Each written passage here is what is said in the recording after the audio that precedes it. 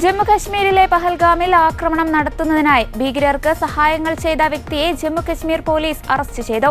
Operation മഹാദേവിന് ശേഷം സുരക്ഷാസേന നടത്തിയ നിർണായകമായ നീക്കത്തിലാണ് സഹായിയായ മുഹമ്മദ് ഖത്താരിയെ പിടികൂടിയതെന്ന് പോലീസ് വൃത്തങ്ങൾ അറിയിച്ചു.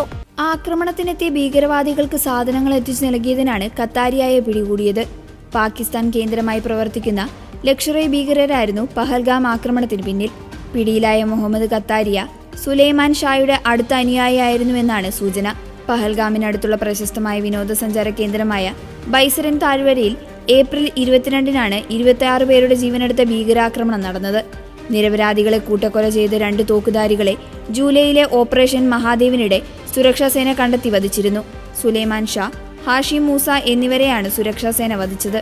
ഇവരുടെ പക്കലിൽ നിന്ന് കണ്ടെടുത്ത ഉപകരണങ്ങളിലെ വിവരങ്ങളുടെ അടിസ്ഥാനത്തിലാണ് പോലീസ് ഖത്താരിയെ അറസ്റ്റ് ചെയ്തിരിക്കുന്നതെന്നാണ് റിപ്പോർട്ട്. ഖത്താരിയെ കോടതിയിൽ ഹാജരാക്കി ജുഡീഷ്യൽ കസ്റ്റഡിയിൽ വിടുമെന്ന് ഔദ്യോഗിക വൃത്തങ്ങൾ അറിയിച്ചു. ഓപ്പറേഷൻ മഹാദേവിന് ശേഷമുള്ള സുരക്ഷാ സേനയുടെ വലിയ മുന്നേറ്റമാണിത്. പഹൽഗാമിലെ ആക്രമണത്തിന് പിന്നാലെ പാകിസ്ഥാൻ ആസ്ഥാനമായി പ്രവർത്തിക്കുന്ന ഭീകര സംഘടനയായ ലഷ്കർ-ഇ-തൊയ്ബയുടെ ഒരു വിഭാഗം ആക്രമണത്തിന്റെ ഉത്തരവാദിത്തം ഏറ്റെടുത്തിരുന്നു. പിന്നാലെ ഇന്ത്യ ഭീകരർക്കായുള്ള തിരച്ചിൽ ആരംഭിച്ചിരുന്നു. ശ്രീനഗറിനടുത്തുള്ള ദച്ചിഗ്രാമിൽ ഭീകരർ ഒളിച്ചിരിക്കുന്നുവെന്ന രഹസ്യവിവരം ലഭിച്ചതിനെ തുടർന്ന് മെയ് 22 മുതലാണ് സുരക്ഷാസേന ആഴ്ചകൾ നീണ്ട ഓപ്പറേഷൻ മഹാദേവ് ആരംഭിച്ചത്. ആഴ്ചകളോളം നീണ്ട നിരീക്ഷണത്തിനിടയിൽ ചൈനീസ് നിർമ്മിത ഉപകരണങ്ങളിലെ എൻക്രിപ്റ്റ് ചെയ്ത ആശയവിനിമയങ്ങൾ സൈന്യം പിടിച്ചെടുത്തിരുന്നു. പിന്നാലെ ജൂലൈ 28-ന് സൈന്യം ഭീകരർക്കെതിരെയുള്ള ആക്രമണം ആരംഭിച്ചു. ഭീകരർ T-82 കമ്മ്യൂണിക്കേഷൻ ഉപകരണം പ്രവർത്തിപ്പിച്ചത് ഇന്ത്യൻ സേനയ്ക്ക് അവരുടെ സ്ഥാനം കൃത്യമായി കണ്ടെത്താൻ സഹായമായി. രാവിലെ 8 മണിക്ക് ഭീകരരെ കണ്ടെത്താനായി ഒരു ഡ്രോൺ വിന്യസിച്ചു.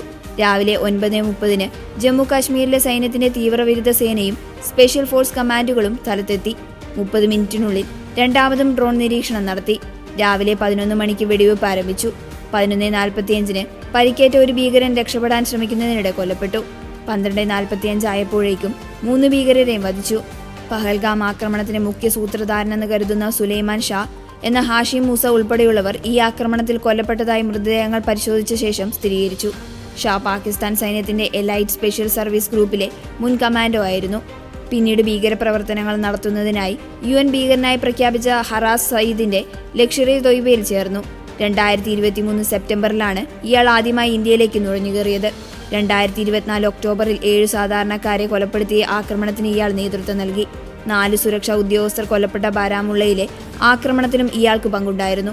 ഭീകരരുടെ ഒളിത്താവളത്തിൽ നിന്ന് സൈന്യത്തിന് AK-47, M9 അസോൾട്ട് റൈഫിളുകൾ ഉൾപ്പെടെ നിരവധി തോക്കുകൾ കണ്ടെത്തിയിരുന്നു. ഈ ആയുധങ്ങളും മറ്റു ഉപകരണങ്ങളുമാണ് മുഹമ്മദ് ഖത്താരിയെ കണ്ടെത്താനും പിടികൂടാനും ജമ്മു കാശ്മീർ പോലീസിന് സഹായമായത്. ഈ ആയുധങ്ങൾ പഹൽഗാം ആക്രമണത്തിന് ഉപയോഗിച്ചതാണെന്ന് സ്ഥിരീകരിക്കുന്നതിനായി ഛത്തീസ്ഗഡിലെ ലാബിലേക്ക് അയച്ചിരുന്നു.